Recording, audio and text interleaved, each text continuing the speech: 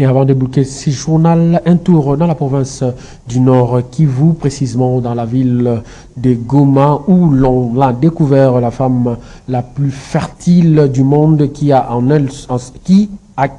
elle seule a pu enfanter 53 enfants. Nancy Leka nous en parle. À 16 ans, j'ai rencontré un homme. Incroyable mais vrai. Une Congolaise vivant à Goma, chef-lieu de la province du Nord Kivu, est présentée comme la femme la plus féconde du monde. Elle s'appelle Francine Fatouma, 50 ans révolue, qui a donné naissance à 53 enfants en 17 grossesses. Dans une vidéo devenue virale sur les réseaux sociaux, elle explique que c'est à cause d'une anomalie génitale appelée hyperovulation que le médecin l'a conseillé de continuer à faire des enfants pour ne pas développer des tumeurs mortelles dans les ovaires. Si j'arrête d'accoucher, je pourrais mourir. Laissez-moi expliquer. Je suis née avec une condition génétique appelée hyperovulation qui libère plus d'un ovule par cycle. Cela augmente significativement les chances d'avoir des jumeaux, des triplés, des quadruplés ou même des quintuplés.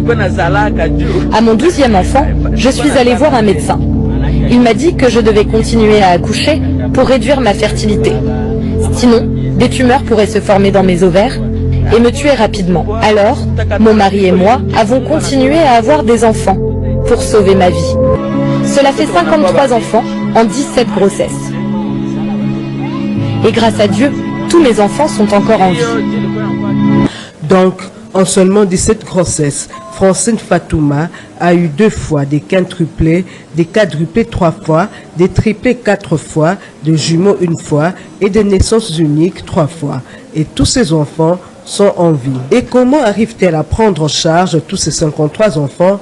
C'est grâce à la politique gouvernementale de la gratuité de l'enseignement qu'elle arrive à scolariser ses enfants. Elle se bat pour le reste, nourriture, habillement et soins médicaux. Selon le témoignage de Francine Fatouma, plusieurs de ses enfants, dont l'aîné âgé de plus de 30 ans, ne vivent plus avec elle.